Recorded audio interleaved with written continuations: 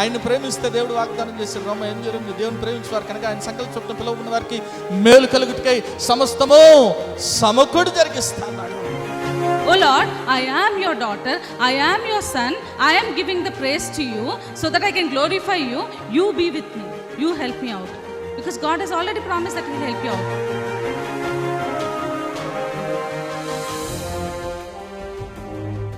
ఎన్నో మార్లు ఆయన తప్పులు చేస్తూ పాపము చేస్తూ నీకు విరోధంగా నడుస్తున్న మా కొరకు నాయన, అవిధేయులైన మా కొరకు ప్రభా నాయన తండ్రి, నీవు ఆ సెలవులో వెల చెల్లించావు కదా నాయన తండ్రి. నీవు నాయన మరణాన్ని జయించడం ద్వారా సజీవుడు అవటం ద్వారా నాయన ప్రభా తండ్రి యేసయ్యా, మరి నాయన మేము ఈరోజు సజీవులుగా ఉన్నాం కదా తండ్రి.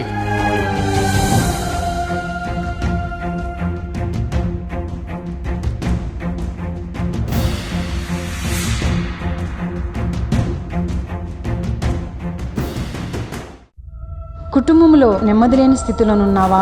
అప్పుల ఊబిలో కూరుకుపోయిన స్థితిలోనున్నావా? ఏ పని చేసినా విఫలమైపోతున్నావా? జీవితం లేని స్థితిలోనున్నావా? అనారోగ్యంతో అల్లాడిపోతున్నావా? తాగుడు, జూదం అనే రకరకాల సాతాను బంధకాల్లో కుటుంబ సభ్యులు ఉన్నారా? కుటుంబంలో రక్షణ లేని స్థితిలోనున్నారా? అయితే మీ సమస్యల నిమిత్తమై ప్రార్థన చేయటానికి మేము సిద్ధంగా ఉన్నాం. మీ ప్రార్థన అవసరత ఏదైనా సరే మాకు తెలియజేయగలరు. El Shaddai Prayer Tower, 306 3rd floor, Eden Square, above Spar Hypermarket, beside Apollo Hospital, Secunderabad. మా ఫోన్ నంబర్ 8885013886. దేవుడు మీ ప్రతి అవసరతను క్రీస్తు యేసు మహదైశ్వర్యంలో తీర్చునుగాక.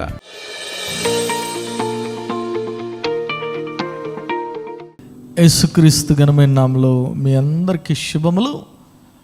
బైబిల్ గ్రంథంలో నుంచి మనందరికీ తెలిసిన మాటే మాట చూసుకుందాం. మీరు త్వరగా చూడండి, హెబ్రీయులకు రాసిన పత్రిక 4వ అధ్యాయం 12వ వచనం. ఎందుకనగా దేవుని వాక్యము సజీవమై బలము గలదై రెండంచులు గల ఎటువంటి ఖడ్గము కంటెను వాడిగా ఉండి ప్రాణాత్మలను కీళ్లను మూలుగును విభజించినంత మట్టుకు దూరుచు హృదయం యొక్క తలంపులను ఆలోచనలను శోధించున్నది. హృదయం యొక్క తలంపులను ఆలోచనలను శోధించున్నది. చూడండి, ఈ వాక్య భాగంలో దేని గురించి ప్రస్తావించబడింది అంటే దేవుని వాక్యం గురించి ప్రస్తావించబడింది. దేవుని వాక్యం యొక్క శక్తిని గురించి ప్రస్తావించబడింది. చూడండి, దేవుని వాక్యం ఎటువంటిదంట? అది 2 అంచుల వాడిగల ఖడ్గము. అంత మాత్రమే కాదు, అది సజీవమైంది, బలమైంది. అంటే సజీవమైందంటే it is still living today and it will live forever. అంటే దేవుని వాక్యానికి ఎక్స్పైరీ డేట్ లేదు. ఏమైనా ఒకసారి గట్టి దేవుని స్తుతులు చెప్దాం. హల్లెలూయా, హల్లెలూయా. ఆ 2 అంచుల వాడిగల ఖడ్గము ఎప్పుడు కూడా పదునుగానే ఉంటుంది, గుర్తుపెట్టుకోవాలి. ఏమైనా ఒకసారి గట్టి దేవుని స్తుతులు చెప్దాం. హల్లెలూయా.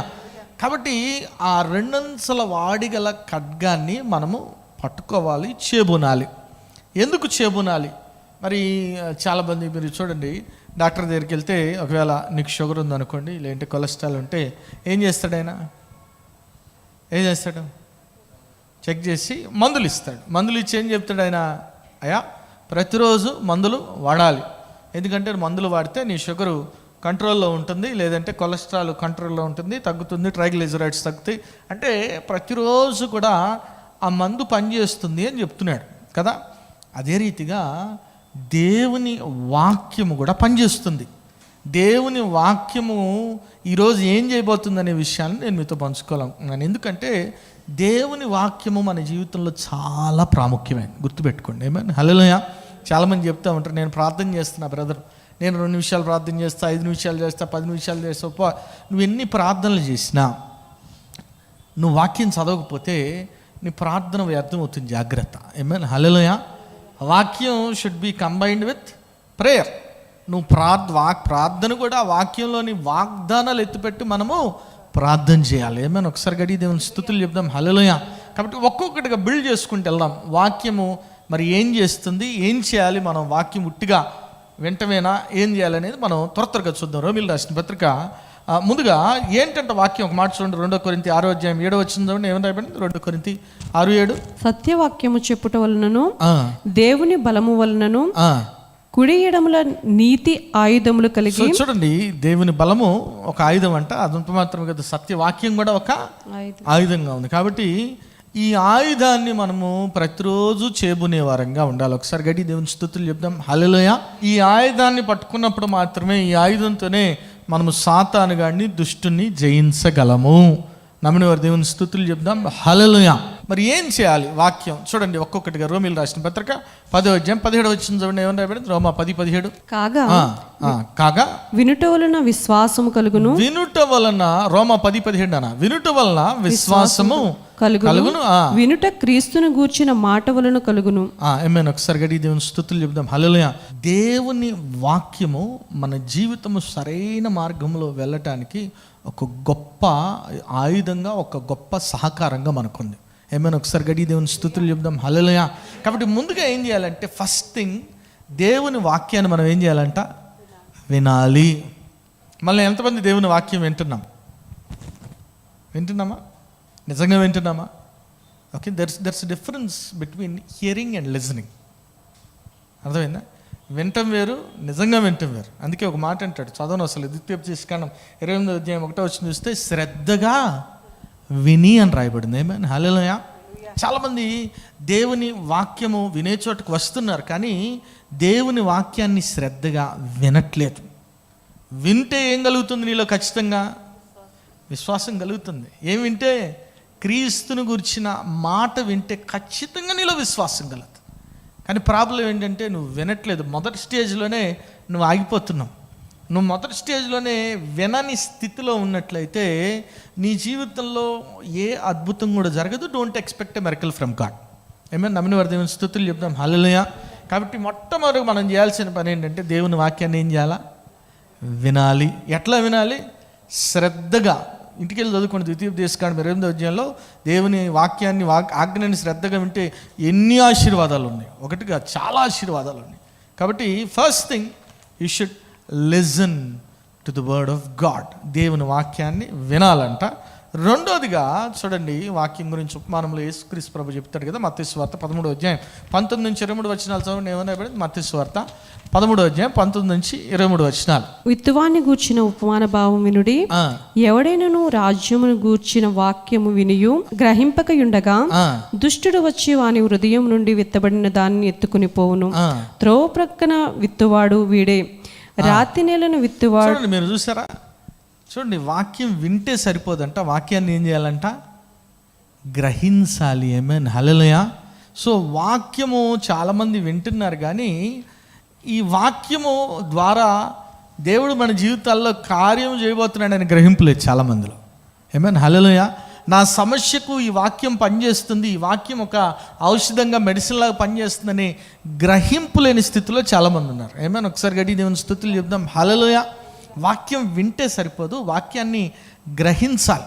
నాకు చదివాము, 2 అంచెల వాడిగల ఖడ్గం ఏం చేస్తుందంట?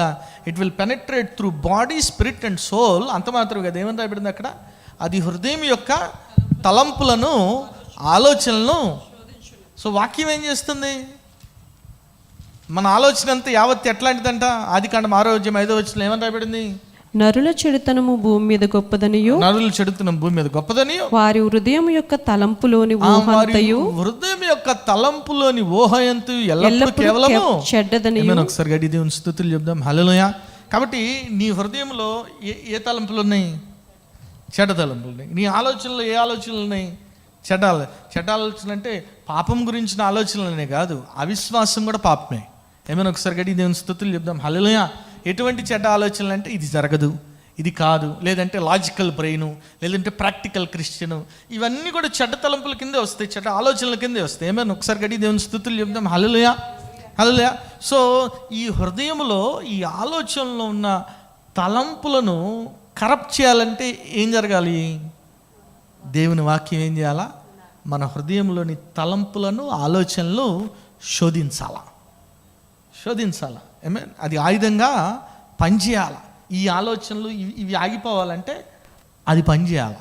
అది పనిచేయాలంటే మొట్టమొదటి ప్రాసెస్ ఏంటి అంటే దేవుని వాక్యాన్ని వినాలి. రెండో ప్రాసెస్ ఏంటంటే వినటమే కాదు, కానీ దాన్ని గ్రహించాలి.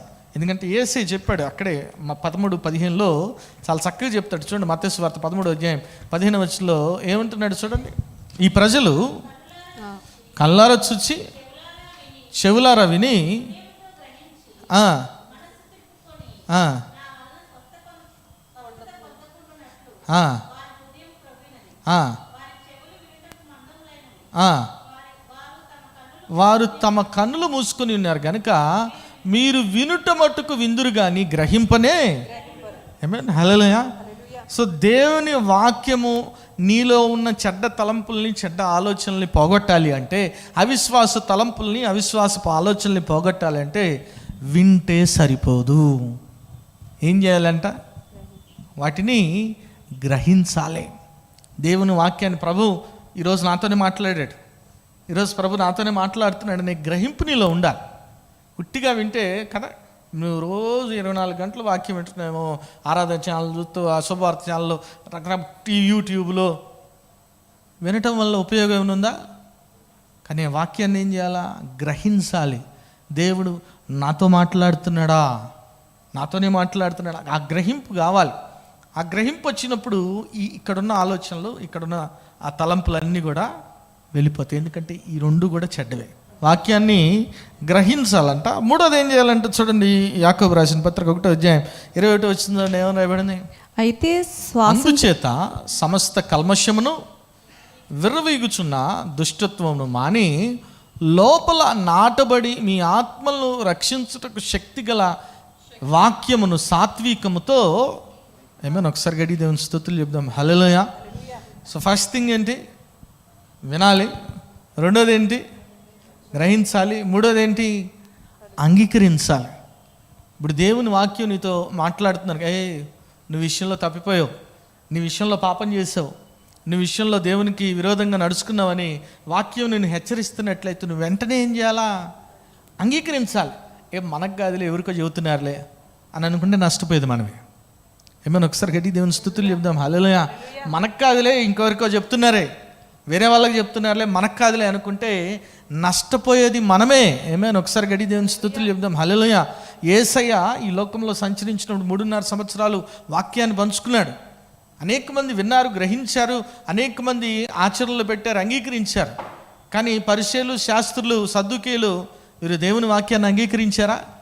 అంగీకరించలేదు. వాళ్ళు అంగీకరించడానికి సిద్ధపడలేదు. దాని ద్వారా నష్టం ఎవరికి జరిగింది? వారికే జరిగింది కదా. ఒక యవనస్తుడు వచ్చాడంట యేసుక్రీస్తు ప్రభు దగ్గరికి వచ్చి, అయ్యా నిత్య జీవనకు వారసుడు కావాలంటే ఏం చేయాలా అంటే, ప్రభు ఒకే మాట చెప్పాడు. నువ్వు నరహత్య చేయొద్దు, దొంగలు, ఇవన్నీ పాటిస్తున్నాను అయ్యా, ఇవన్నీ చేస్తున్నా. అవునా? అట్లయితే పని చేయి, నీ ఆస్తిని అంతా అమ్మి బేదలకు ఇచ్చి నన్ను ఏమైందంట? ముఖము చిన్నబుచ్చుకునేది నచ్చలా.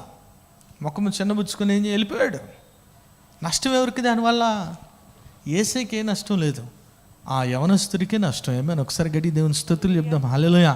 కాబట్టి వాక్యము వింటే సరిపోదు.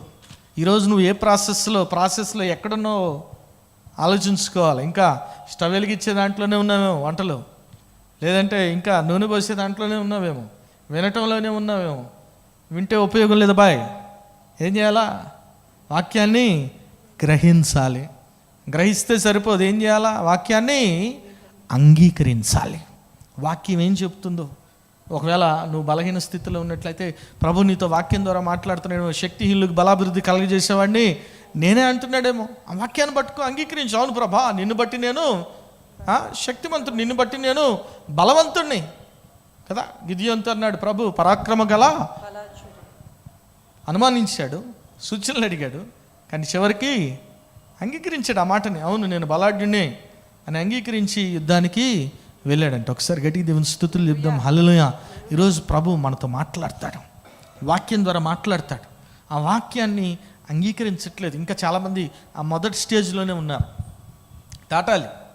ఇంతకాలం వాక్యం వింటారు, ఎన్ని ఆదివారాలు వస్తారు, ఎన్ని శుక్రవారాలు వస్తారు, ఆన్లైన్ ప్రేయర్లు, ఇన్ని ప్రార్థన, ఇంకా నువ్వు వాక్యం వినకపోతే ఆ 2 వాడిగల ఖడ్గం గుర్తుపెట్టుకోండి, మన ఆలోచనల్ని, తలంపుల్ని శోధిస్తుంది. ఆమేన్, హల్లెలూయా. ఇక్కడున్న ఆ చెడు తలంపులన్నీ వెళ్ళిపోవాలి. కొంతమంది అంటారు, ఏమి నాలో ఈ చెడు తలంపులు లేవు, అలాగని మంచి లేవు, I'm idle brain is devil's కదా. యేసయ్య చెప్పాడు, దురాత్మ, అపవిత్రాత్మ వెళ్ళిపోతే ఏం చేయాలట? వెంటనే it should be filled with holy spirit, or else ఎన్ని దురాత్మలు పట్టుకొస్తుందంట? 7 దురాత్మలు తిరిగి పట్టుకొస్తుందంట. కాబట్టి నా బుర్రలో ఏమీ లేదంటే కూడా తప్పే, జాగ్రత్త. నీ బుర్రను, నీ హృదయాన్ని దేనితో నింపుకోవాలి? దేవుని వాక్యంతో నింపుకోవాలి. ముందుగా ఏం చేయాలంట? వినాలి. రెండోది ఏంటి? మూడోది ఏంటి? అంగీకరించాలి. అంగీకరిస్తే సరిపోద్దా? నాలుగోది ఏంటి? పాటించాలి, ఆచరించాలి. చూడండి, అక్కడ రాయబడింది యాకోబు రాసిన పత్రిక 1వ అధ్యాయం 22 నుంచి 25 వచనాలు చూడండి, ఏమని రాయబడింది? మీరు వినువారు మాత్రమై ఉండి మిమ్మును మీరు మోసపుచ్చుకొనకుండా వాక్య ప్రకారం ప్రవర్తించేవారై ఉండుడి. ఎవడైనను వాక్యమును వినువాడై ఉండి దాని ప్రకారము ప్రవర్తింపని వాడైతే వాడు అద్దంలో తన సహజ ముఖమును చూచుకొను మనుష్యుని పోలి ఉన్నాడు. వాడు తను చూచుకొని అవతలికి పోయి తానెట్టివాడో వెంటనే మర్చిపోవును కదా. అయితే స్వాతంత్ర్యమునిచ్చు సంపూర్ణమైన నియమములో తేరి చూచి నిలకడగా ఉండువాడెవడో వాడు విని మరచువాడు కాక క్రియ చేయవాడయుండి తన క్రియలలో ధన్యుడగు. ఏమైనా ఒకసారి గడి దేవుని స్తుతులు చెప్దాం. హల్లెలూయా. వాక్యం వింటే సరిపోదు, విని గ్రహించితే సరిపోదు, గ్రహించి మూడోది ఏంటి? అంగీకరిస్తే సరిపోదు. నాలుగోది ఏంటి? పాటించాలి, క్రియారూపకంగా చూపాలి. నువ్వు ఎప్పుడైతే క్రియారూపకంగా చూపిస్తావో నీవు ధన్యుడు అని బైబిల్ గ్రంథం తెలియపరుస్తా ఉంది. ఏమైనా ఒకసారి గడి దేవుని స్తుతులు చెప్దాం. హల్లెలూయా. ఇందాక నేను మీతో చెప్పాను వాక్యం. రండి, చూడండి ప్రభువు చేసే ఆశ్చర్యకార్యాల్ని విన్నారు మీరు. మీ పని ఏంటి? విని వదిలేయటమేనా? దాన్ని ఏం చేయాలా?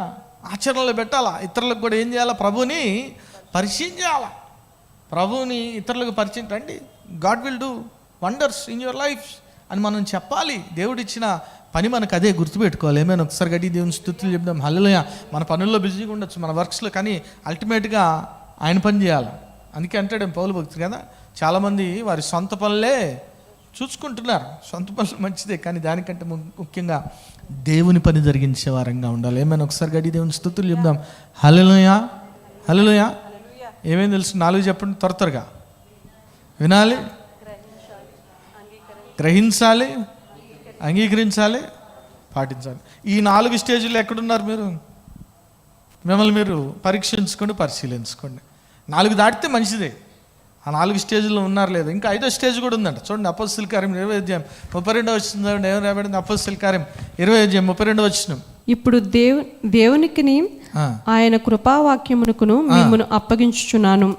ఆయన మీకు క్షేమాభివృద్ధి కలుగు చేయుటకును పరిశుద్ధపరచబడిన వారితో స్వాస్థ్యమును అనుగ్రహించుటకును శక్తిమంతుడు. ఎవని వెండినైనను. చూడండి, మీరు అక్కడ చూసినట్లయితే అక్కడ ఏమంటున్నాడు? దేవునికి ఆయన కృపావాక్యమునకు మనం ఏం చేయాలంట? మమ్మల్ని మనం అప్పగించుకోవాలంట. ఇది 5వ స్టేజ్. అంటే ఏదొచ్చినా, ఏ సమస్య వచ్చినా మనం ఫస్ట్ ఎక్కడికి వెళ్ళాలా? అప్పగించుకోవాలి, అంతే. ఏమైనా ఒకసారి గడి దేవుని స్తుతులు చెప్దాం. హల్లెలూయా. హల్లెలూయా. ఆఫీస్లో పనిచేసే వ్యక్తి ఏదైనా సమస్య వచ్చింది అనుకోండి, ఫస్ట్ ఎవరి దగ్గరికి వెళ్తాడు? తన పై అధికారి దగ్గరికి వెళ్తాడు, అంతేనా? హైరార్కీ ఫాలో అవుతాడు. ఇదే సమస్య అని చెప్తాడు. అట్లే మనం కూడా ఏ సమస్య వచ్చినా మనం పూర్తిగా ఎవరికి అప్పగించుకోవాలంట? ప్రభు యొక్క కృపావాక్యానికి మనల్ని మనం అప్పగించుకోవాలంట. అప్పుడు ఏం జరుగుతుందంటే అక్కడే రాయబడింది, అప్పుడు క్షేమాభివృద్ధి అంటే ఏమైనా? హల్లెలూయా. క్షేమము మరియు అభివృద్ధి 2 ఉంటాయి నీ జీవితంలో. ఒకసారి గడి దేవుని స్తుతులు చెప్దాం. హల్లెలూయా. నీ కుటుంబం క్షేమంగా ఉండాలి, నీ కుటుంబం ఆత్మీయంగా అభివృద్ధి చెందాలన్నా ఏం చేయాలంటే ప్రభు యొక్క వాక్యానికి మిమ్మల్ని మీరు అప్పగించుకోవాలి. ఏమైనా ఒకసారి గడి దేవుని స్తుతులు చెప్దాం. హల్లెలూయా. అంటే it is not a one time process, it is a continuous process. ఏమైనా ఒకసారి గడి దేవుని స్తుతులు చెప్దాం. హల్లెలూయా. కాబట్టి ఎప్పుడైనా ఏ సమస్య వచ్చినా మనము దేవుని వాక్యానికి అప్పగించుకోవాలంతే. We should be binded with the word of God. ఎందుకంటే అది మనకు క్షేమము, అభివృద్ధి కలగజేస్తుంది. ఫస్ట్ ఏంటి? వినాలి. రెండోది గ్రహించాలి. మూడోది పాటించాలి, అప్పగించుకోవాలి. ఆరోది ఎందుకు చూద్దామా? త్వరగా చూడండి, అయిపోతుంది. కొలస్సీలు రాసిన పత్రిక 3వ అధ్యాయం 16వ వచనం చూడండి. కొలస్సీ 3:16. మరియు కృతజ్ఞులై ఉండుడి, సంగీతములతోను కీర్తనలతోను ఆత్మ సంబంధమైన పద్యములతోను ఒకనికి ఒకడు బోధించు, బుద్ధి చెప్పుచు కృపాసహితముగా మీ హృదయములలో దేవుని గూర్చిన గానము చేయుచు సమస్త విధములైన జ్ఞానముతో క్రీస్తు వాక్యం మీలో సమృద్ధిగా నివసింపనీయుడి. ఏం చేయాలంటే సిక్స్త్ థింగ్ ఏంటంటే దేవుని వాక్యం మనలో సమృద్ధిగా నివసించాలంటే మనము దేవుని వాక్యంలో నిత్యము నిలిచి ఉండాలి. ఏమైనా ఒకసారి గడి దేవుని స్తుతులు చెప్దాం. హల్లెలూయా. మనల్ని టచ్ చేస్తే ఏమి రావాలా? లోపల నుంచి వాక్యం రావాలి. అట్లాగని కంటత వాక్యం కాదు కదా. చిన్నప్పుడు నేను కంటత వాక్యాలు బాగా చెప్పేవాడిని. చూడండి, ఇంటికి వెళ్ళి చూపిస్తున్నాను, చూడండి నాకు ఎన్ని కప్స్ వచ్చినాయో సండే స్కూల్లో, అవి కాదు. ఆ వాక్యం ఏంటంటే ప్రతి సమస్యకు కూడా ఒక వాగ్దానం ఇస్తానే ఉండాలి. ఒకవేళ సమాధానం లేదా, ఎవరి మనసు నా మీద అనుకున్నో వానికి నేను సో వాక్యములో నిలిచి ఉండటం చాలా ముఖ్యం. ఏమైనా హల్లెలూయా. హల్లెలూయా. అంటే it's a long time process, ప్రతిరోజు జరిగే ప్రక్రియ ఇది. కాబట్టి దేవుని వాక్యములో నిలిచి ఉండటము చాలా చాలా ముఖ్యం. ఏమైనా ఒకసారి గడి దేవుని స్తుతులు చెప్దాం. హల్లెలూయా. ఎప్పుడు కూడా ఆయన వాక్యంలోనే ఉండాలి. ఎందుకంటే ఆయన వాక్యం మన హృదయంలోంచి వెళ్ళిపోయింది అనుకోండి, వెంటనే ఏమొస్తుంది? దుష్టుడు అపవాది వస్తాడు. ఎటువంటి తలంపులు ఇస్తాడు మనకి? చెడ్డ తలంపులు, చెడ్డ ఆలోచనలు. వాడి ఊహంతా కూడా చెడ్డదే. అందుకే చెప్తాను, read Bible everyday, eat the Bible, eat the Bible. ఏమైనా ఒకసారి గడి దేవుని స్తుతులు చెప్దాం. హల్లెలూయా. దేవుని వాక్యం చదవాలి. చాలామంది ఏదో 2 నిమిషాలు ఇట్లా ప్రార్థన చేసుకుని వెళ్ళిపోతుంటారు పనులకి. వాక్యం చదివితే వాక్యంలో ప్రతిరోజు దేవుడు మనతో ఏదో ఒకటి మాట్లాడతాడు. ఏమైనా ఒకసారి గడి దేవుని స్తుతులు చెప్దాం. హల్లెలూయా. ప్రతిరోజు మనం ఏం చేయాలో ఆయన మనకి బోధిస్తాడు. కాబట్టి అది చదివిన వెంటనే నువ్వు అధ్యాయం మొత్తం చదువుతావు, ఓకేనా? ఆ అధ్యాయం మొత్తంలో వచ్చిన దేవుడు ఏం చేస్తాడు? మనకి గ్రహింపిస్తాడు. వింటావు, తర్వాత ఏమైంది? గ్రహింపిస్తాడు. ఆ గ్రహింపుని ఏం చేయాలి మనం? 3వ పాయింట్ ఏంటి? మర్చిపోయినట్టున్నారు. వినాలి, చెప్పాలి, గ్రహించాలి, అంగీకరించాలి. 3వది ఏంటంటే ఇది నాకే, దేవుడు నా సమస్యతో నాతో is talking for my problem through the word of God. దేవుని వాక్యం ద్వారా దేవుడు నాతో మాట్లాడుతున్నాడని అంగీకరించాలి. ఒకవేళ ఆ వాక్యము ఒకవేళ అది ఏమంటారు నువ్వు చేసిన తర్వాత జరిగే అంటే విత్ కండిషన్స్ అనుకోండి. రోమా 8:28 రాయబడింది, దేవుని ప్రేమించే వారికి అనగా ఆయన సంకల్పం చొప్పున పిలవబడిన వారికి మేలు కలిగే సమస్తము. సో ఒకవేళ ఎవరి మీద నువ్వు కోపం కలిగి ఉంటే దేవుడు ఈ వాక్యం ఇచ్చాడు అనుకోండి, ఏం చేయాలి? నువ్వు వెంటనే దాన్ని పాటించాలి. నీలో ఉన్న, నీ తలంపుల్లో ఉన్న, నీ హృదయంలో ఉన్న కోపమంతా వెళ్ళిపోవాలి. నీ హృదయం ప్రభు ప్రేమతో నింపబడాలి. వాక్యం చెప్తుంది కదా, నీ శత్రువు కొరకు ఏం చేయాలంటే మనం ప్రార్థన చేయాలా. మనం పరిపూర్ణులైనట్లు వారి కొరకు మనము ప్రార్థన చేయాలా, లేదంటే వారిని క్షమించటమో వారిని క్షమాపణ అడగటమో మనం చేయాలి. ఏమైనా ఒకసారి గడి దేవుని స్తుతులు. హల్లెలూయా. 4వది ఏంటి? పాటించాలి. 5వది ఏంటి? అప్పగించుకోవాలి. 6వది నిత్యము వాక్యములో నిలిచి ఉండాలి. లాస్ట్లీ అండ్ మోస్ట్లీ ఏంటి అంటే ఆఖరి మాట చూసుకొని ముగించుకుందాం. చూడండి, బైబిల్ గ్రంథంలో రాయబడింది కదా, మొదటి పేతురు 2వ అధ్యాయం 2-3 వచనాలు చూడండి. ఏమని రాయబడింది? సమస్తమైన దుష్టత్వమును, సమస్తమైన కపటమును, వేషధారణను, అసూయను, సమస్త దూషణ మాటలను మాని క్రొత్తగా జన్మించిన శిశువులను పోలిన వారై నిర్మలమైన వాక్యమును పాలవలన రక్షణ విషయంలో ఎదుగు నిమిత్తము ఆ పాలను అపేక్షించుడి. ఏం చేయాలంటే ఆ పాలను. సో లాస్ట్ థింగ్ ఏంటంటే చూడండి, చిన్నపిల్లలకి ఒకరోజు పాలిచ్చి నువ్వు ఎదగరా అంటే ఎదగడం ప్రతిరోజు ఇవ్వాలి కదా. ప్రతిరోజు పాలు ఇవ్వాలా, లేదంటే ఫారెక్సో ఏదో ఒక ఆహారం పెట్టాలి, ఎందుకంటే ఎదగటానికి. అదే రీతిగా మనం రక్షణలో ఎదగటానికి ప్రతిరోజు కూడా we should Dzire the word of God. దేవుని వాక్యాన్ని అపేక్షించే వారంగా మనం ఉండాలి. ప్రతిరోజు లెగిసిన వెంటనే మనలో ఎట్లుండాలంటే ఆ డిజైరు, ఈరోజు ప్రభు నాతో ఏం మాట్లాడబోతున్నాడు. ఏమే హల్లెలూయా. ఎప్పుడైనా ఆ కోరికతో ఎప్పుడైనా వెళ్ళామా? వాక్యం చదివామా? లేచామా? లేట్ అయిపోతుందమ్మో, లేచాము అయిపోయి ఇదే కదా జరిగేది, అవునా కదా? నిజం చెప్పాలి. ఏమైనా ఒకసారి గడి దేవుని స్తుతులు చెప్తాం. హల్లెలూయా. ఎప్పుడు చదువుతావు తెలుసా? ఎప్పుడు బాగా సమస్య వచ్చిందనుకో, వేదన వచ్చిందనుకో, దుఃఖం వచ్చిందనుకో, ఎవడు చెప్పుకోలే, అప్పుడు మాత్రం నీ ఎంత బిజీగా ఉన్నా టైం తీసుకొని కూర్చొని ప్రభా మాట్లాడిన ఆయన, ప్రభా మాట్లాడిన ఆయన. ఈ బాధ ఉండదు కదా.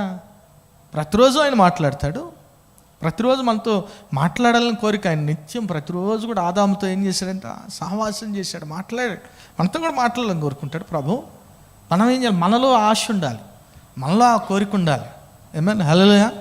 అంతే. నేను చూడండి, ఏదైనా వీడియో చూసామనుకోండి, వంట వీడియో, వెంటనే ఏమనిపిస్తుంది కదా, బిర్యానీ చూడగానే వెంటనే చేసుకోవాలో తినాలో. ఇప్పుడంతా చేసుకునేది ఏడుందిలేండి, స్విగ్గీలు జొమాటోలు వచ్చి ఆర్డర్ పెట్టుకోటు ఇదే కదా. నేను ఎక్కడో చదువుతున్నాను, ఆయన ఎవరు 800 పెట్టి ఏదో ఫుడ్ ఆర్డర్ చేస్తే అది తీసుకురావడానికి 2 కిలోమీటర్లు 600 వేసారంట. మొత్తం కలిపి 1400 బిల్లు వేసారంట.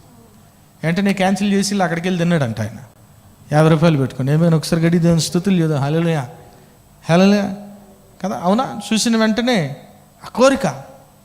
ప్రభు వాక్యం పట్ల కూడా మన కోరిక కలిగి ఉండాలి, ప్రభు సన్నిధి పట్ల. ఎందుకంటే ఆయన వాక్యము పూర్తిగా మనల్ని మార్చేస్తుంది.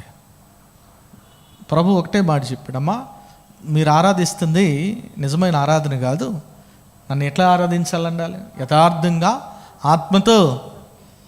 మార్పు వచ్చిందా, మార్పు రాలేదా? ఏం చేసింది ఆమె చూడండి, యోహాను సువార్త 4:29 వచ్చింది చూడండి. ఈ మాట చూసుకుని ముగించుకున్నాం.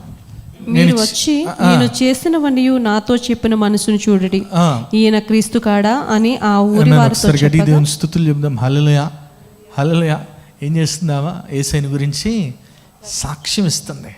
వాక్యం వినింది, విన్న వాక్యాన్ని ఏం చేసింది, గ్రహించింది.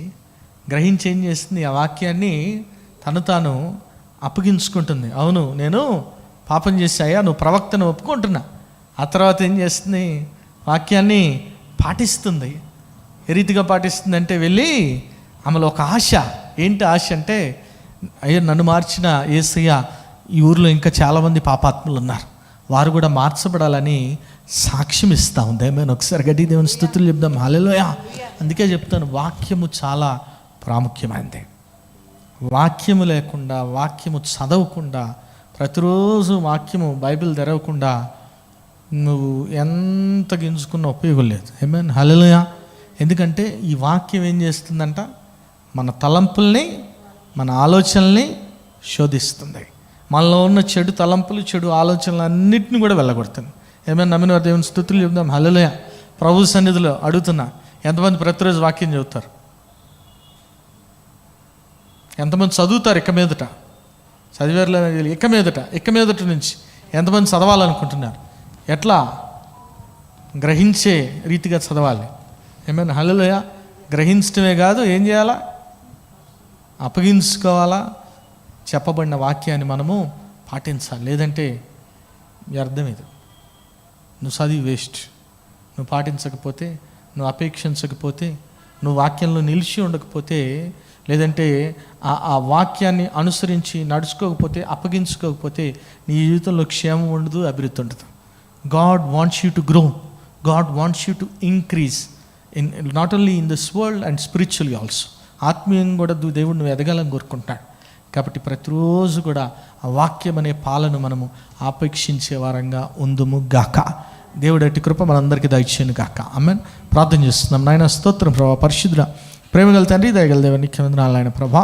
ప్రతిరోజు కూడా నీ వాక్యాన్ని ధ్యానించే వారంగా నాయన, వాక్యాన్ని విని ధ్యానించి గ్రహించే వారంగా, వాక్యాన్ని అంగీకరించి పాటించే వారంగా నాయన మేము ఉండే కృపద ఇచ్చేయమని అడుగుతా ఉన్నాం ప్రభా. నీ వాక్యపు వెలుగులో మేము ముందు కొనసాగుతా నాయన, ఫలించడి కొమ్మల వలె మేమందరం కూడా ఉందుము గాక.